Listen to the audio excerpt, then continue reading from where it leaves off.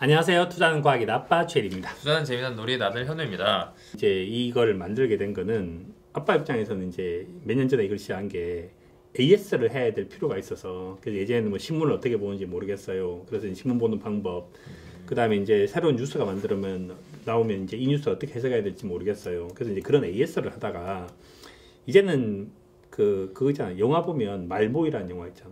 말을 네. 모으잖아. 네. 그래서 이제 아빠는 요즘에 그런 게 좋은 것 같아. 질문을 모으는 게 되게 좋은 것 같아. 너하고 하면서도 그게 되게 즐거운 일인 것 같고, 질문을 모아서 도대체 무엇이 지금 현재 문제가 됐을까? 그 다음에 이제 뭐가 지금 현재 그 해결되지 않은 부분들일까? 뭐 이런 얘기들을 하는 건 되게 좋은 것 같아. 그래서 하여튼 뭐 오늘은 이제 그런 Q&A 시간을 특집. Q&A 특집 뭐 그런 시간을 가져서 뭔가 이렇게 쌍방향 소통을 할 수 있는 그런 이제 창구로 이제 시작을 한번 해보려고 합니다. 네. 이렇게 궁금한 점 있으면 댓글로 이렇게 달아주시면 저희가 영상을 통해 답변해 드리도록 하겠습니다. 최근에 그 아빠 강의를 이렇게 수강하시는 분들이 좀 질문을 몇 개 하셨는데 그 중에 몇 개 간추려서 다양한 차트를 보는 연습을 하라고 듣는데 어떤 차트를 봐야 하며 그 의미를 어떻게 해석할 것이며 차트 자체가 어떤 걸 의미하는지를 알고 싶습니다. 기술적 차트에 대한 얘기인 것 같아 이거는. 그러니까 이제 차트를 본다 이렇게 할 때 이게 이제 앞으로 공부를 할 때는 이런 것 같아. 그러니까 세상에서 중요한 거는 적재적소거든. 네. 그러니까 이제 무턱대고 공부하면 안 되는 거야. 그러니까 이제 차트는 뭐가 좋을까? 우리 옛날에 이제 매트릭스에 대한 얘기를 한 적 있잖아. 그러니까 이게 에셋마다 다른 거야. 경제학적인 자산이 있어. 경영학적인 자산이 있고, 그 다음에 금융학적인 자산이 있지. 근데 아주 옛날 자산은 경영학적인 자산이거든. 그래서 예를 들어서 뭐 원자재라든지 부동산 같은 건 경제학적인 자산이지. 그러니까 경영학으로 설명하는 것보다 경제학으로 설명하는 것이 맞고, 주식 채권 같은 거는 경제학적으로도 설명이 되고 경영학적으로도 설명이 되는 거지. 그러니까 주식은 적정한 PBR로 설명하는 게 훨씬 더 좋은 거지, 가격 가치로. 근데 이제 차트를 본다는 건 수요와 공급을 보겠다는 뜻이야. 그러니까 수요와 공급을 보는 거는 뭐가 더 적합한가라고 하면, 현재 상황에서 차트를 보는 것들을 하겠다고 하면 원자재를 보는 건 차트를 보는 것이 훨씬 좋은 거지. 그 다음에 외환 시장을 보는 것도 차트를 보는 것이 좋은 거지. 채권 시장에서 차트를 보는 것은 현명한 방법은 아닐 수 있다고. 그래서 적재적소라는 부분. 그 다음에 차트를 보는 연습을 하는데 어떤 차트를 봐야 되냐 하면, 기본적으로 사람들이 제일 많이 보는 류의 것들은 캔들스틱이라고 하는 차트를 보는 거지. 그게 이제 혼마가 만든 400년 전에 일본에서 만들어졌으니까 지금까지 기술적 분석을 잘하거나 그러한 류의 틀을 잘 만든 사람들, 일본 사람들이 되게 많아서 그쪽에 이제 모델을 보는 것이 훨씬 좋지. 그 다음에 하지 말아야 될 것은 이제 뭘 하면 안 좋은가 하면, 예전의 차트 중에서 되게 그럴싸해 보이지만 실제로 이렇게 정량화시키기가 되게 힘들고, 그 다음에 코에 걸면 코걸이, 귀에 걸면 귀걸이, 이런 식의 게 있거든. 엘리어트 파동 분석이라고 얘기를 하는 것들. 그래서 그런 것들은 안 하는 게 좋다. 그러니까 기본적으로 차트를 본다라고 얘기를 하는 것은, 기술적으로 분석을 한다는 말은 뭔가 하면 사람의 의사를 결정을 없애버려야 되는 거야. 그러니까 되도록이면 기계적으로 해야 되거든, 이렇게. 그래서 미케니컬하게 쓸 수 있는 방법들을 찾아야 된다. 그리고 그런 차트를 보는 방법들을 지속적으로 유지해 나가야 된다. 그게 제일 중요한 거야. 사실 저는 이렇게 차트 공부한 적이 정말 조금도 없어서 차트에 대해 딱 들었을 때 감이 잘 안 오네. 좀만 더 이렇게 부가적으로 설명 가능하신가요? 그러니까 차트를 볼 때 중요한 것들은 어느 자산이 차트에 적합한가를 살피는 것이 첫 번째고, 두 번째는 차트를 보기로 했었으면 차트를 볼 때는 뭐가 있는가 하면 이 의사결정을 따라야 되는 거거든. 그러니까 차트라고 하는 건 대다수의 다수들이 만들어내는 거잖아. 그러니까 거기를 볼 때 그것이 지속성이 있어야 된다고. 그러니까 예를 들어서 어느 차트가 시간이 지났을 때 바뀌면 안 된다는 거지. 근데 엘리트 파동 분석 같은 경우는 너무나 이제 소위 말하는 유도리가 되게 많은 거야. 어떨 땐 설명이 되고, 그렇지. 그러니까 플렉시빌리티가 너무 크니까 그러면 안 된다 이거지. 차트를 볼 때는 거기에 적합한 방법을 써야 된다 이거지. 두 번째 질문입니다. 코스피가 밸류에이션을 실현하고 있다고 보시는지 궁금합니다. 실현하고 있지 못하다면 장기적으로는 도달할 수 있을지, 가장 큰 방해 요인으로는 무엇이 있을지 궁금합니다. 이 부분은 이제 우리가 얘기를 되게 많이 했었는데, 그렇죠. 주식하고 채권을 비교를 하면서 주식은 상대적으로 비교가 되고 채권은 절대적으로 비교된다 그랬잖아. 그러니까 주식은 예를 들어서 그런 게 있는 거지. 포스코가 싸냐 비싸냐라고 얘기를 할 때, 이거 여기서 보여주면 좋을 것 같아. 네, 자, 이게 네. 글로벌 기업들을 볼 수 있는 사이트인데, 네. 유료 사이트이긴 하지만, 그래서 이제 전 세계적으로 보면 상장된 회사들이 한 24,000개 좀 돼. 그 다음에 이제 ETF 시장에 한 3,000개 정도쯤 돼서 전체적으로 뭐 한 3만개 가까운 회사들이 있는 거지.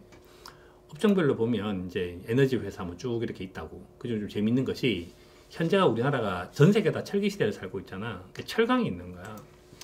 철강은 이제 1등에 아르셀로미탈이 있고 2등에 중국의 보산철강, 3등에 한국의 포스코, 4등에 누코어, 그 다음에 일본의 니폰 스틸이 있지. 그러니까 모든 나라 다 있는 거야. 그러니까 포스코를 보면 포스코라는 회사의 PBR이 0.5밖에 안 된다고 실제로. 그럼 이 회사가 ROE가 낮은 것도 아니고 ROE도 한 7% 정도쯤 되니까 나쁘지 않아요. 네. 그런데 그렇게 돈을 버는 회사인 것 치고는 왜 이렇게 주가가 형편없이 싸냐 이거지. 이렇게 이제 뭐 그 장부 가치 절반에 이제 있는. 왜 그러냐라고 보면 전 세계 투자자 입장에서는 포스코를 살 때 포스코를 살까 또 다른 철강 회사를 살까라고 고민을 할 수 있잖아. 상대적으로 비교를 하는 거니까. 그래서 경쟁사를 보면 포스코의 한국의 경쟁사에는 포스코 한국의 경쟁사에는 현대제철, 동국제약, 세아베스틸 같은 것이 있지만 글로벌로 보자면 포스코의 경쟁사는 아르셀로미탈이나 보산철강, 누쿠아 같은 회사가 있는 거지. 시가총액을 본다 하더라도 시가총액이 여기가 1등이고 2등, 3등 쪼르르 붙어 있다고 사실. 근데 이 회사들을 네. 장기적으로 있는 PBR, ROE를 갖고 분석을 하는데 포스코는 못 보니까 저평가야. 그 다음에 누쿠아는 잘 보니까 고평가지. 그 다음에 적정 정도 좀 주가 수준의 보산철강이 있다고. 근데 상대적으로 딱 비교를 해보면 이 4개의 회사 중에서 아르셀로미탈이 장기적으로 보면 돈을 잘 버는 것에 비해서 가장 저평가되어 있는 거지. 그러니까 포스코가 저평가됐다가 아니라 포스코보다는 아르셀로미탈이 더더더 저평가됐다고 생각하는 거니까 주식은 상대적으로 비교를 하게 된다고. 그러니까 주식을 분석할 때는 상대 비교 기법을 쓸 수밖에 없는 거야. 그러니까 저평가된 회사가 꽤 오래 갈 수도 있는 것들이지. 그래서 우리가 예전에 저 얘기 한 적이 있잖아. 주식시장을 투자를 하는 데 있어서 의외로 왜 용기와 인내가 필요할 수밖에 없는가. 다른 자산을 투자하면서 용기와 인내가 필요하다는 얘기를 하지 않거든. 원자재를 투자하면서 용기와 인내가 필요하냐, 뭐 부동산 투자하면서 용기와 인내가 필요하냐. 근데 주식은 용기와 인내가 필요하지. 왜? 밸류에이션을 제대로 실현하지 못하고 있기 때문이라는 거지. 그리고 이런 부분들이 상대적으로 비교가 되기 때문이라는 거야. 지금 현재는 글로벌 투자를 하고 있으니까 이런 요인들이 더더더 커져가고 있는 것들이고. 주식은 원래 좀 상대적으로 평가되는 면이 있는데 그렇다고 하면 그거를 장애 요인이나 방해 요인이라고 얘기할 수는 없는 거 아닌가요? 근데 장애 요인하고 방해 요인이라고 얘기를 하는 것은 굳이 따지면 그런 건데 역사라고 하는 것이 이제 비약도 없고 생략도 없잖아. 근데 실제로는 전 세계적으로 투자라고 얘기를 하는 것이 과학이 된 지가 얼마 안 됐다고. 그러니까 사실 아직까지도 밸류에이션 지표가 되게 많아.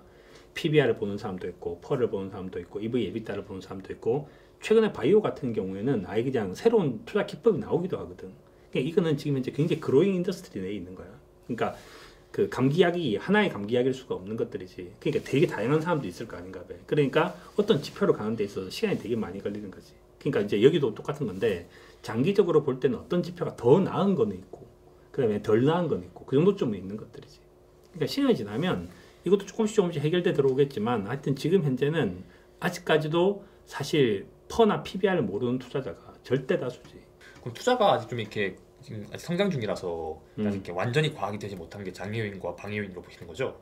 그렇지. 그러니까 일단 이 부분은 시간이 필요한 부분들인 거지. 그러니까 개인에게도 인내가 필요하지만 사회 전체적으로 봤을 때도 인내가 필요한 부분들이지.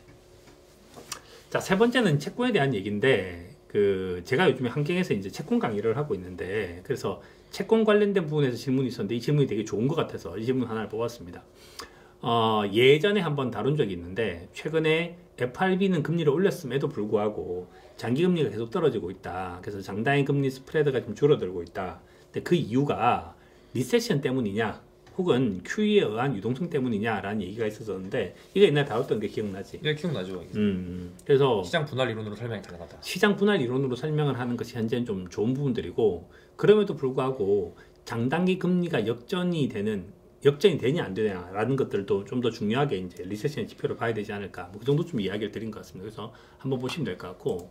근데 그 밑에 질문이 사실 더 좋았던 것 같아요. 네, 한번 보죠.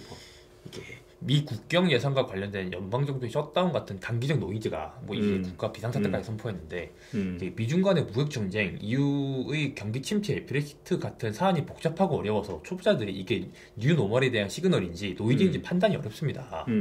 그래서 채권 시장도 매일 변하는 것을 보면 주식시장 못지않게 어렵다.